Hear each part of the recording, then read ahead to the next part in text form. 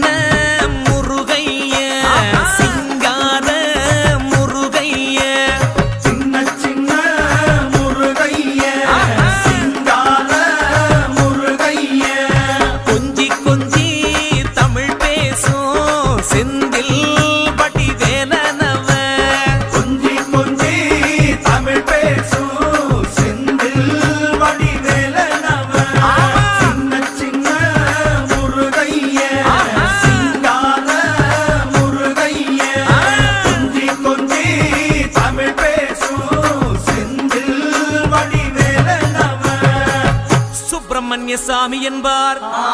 கார்த்திகேயன் என்பார்